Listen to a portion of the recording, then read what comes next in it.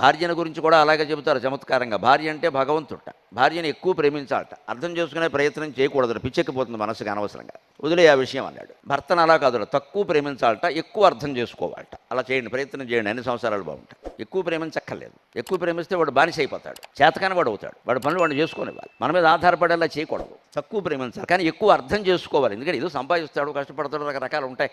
వాడి పరిస్థితి అర్థం చేసుకుని కాస్త విసుగ్గా ఉన్నాడని మాట్లాడించుకుంటా ఉంటే అయిపోయాయి. అర్థం చేసుకోవడం అంటే అది. నేను పలకరిస్తే ఎందుకు పలకరు, విసుగ్గా ఉన్నాడు వదిలేయరాదా, ఒక అరగంట వదిలేయి, అప్పుడు ఏం మాట్లాడాలా. ఇదే ఎక్కువ అర్థం చేసుకోవడం అంటే. భార్యను అలా కాదు, నువ్వు బాగా ప్రేమించు, ఎంత ప్రేమిస్తే అంత మంచిది, ఎంత పట్టించుకుంటే అంత మంచిది, అడుగడుక్కి పట్టించుకుంటే ఇంకా మంచిది, చాలా సంతోషిస్తారు. అర్థం చేసుకునే ప్రయత్నం చేయకన్నారు, చాలా కష్టం. బ్రహ్మదేవుడికి ఆయన భార్య అర్థం కాలేదు, మనకేం అర్థం అవుతారు, వదిలే ఆ విషయం అంటారు. అర్థం కాదు కాబట్టి అర్ధాంగి అన్నారు, అర్థమైతే పూర్ణాంగి అనేవారు. గొడవ ఉంది.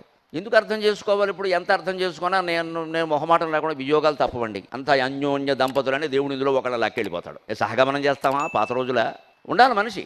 అంచేత పామేసుకోవాల్సిన పనేం లేదు ఇక్కడ.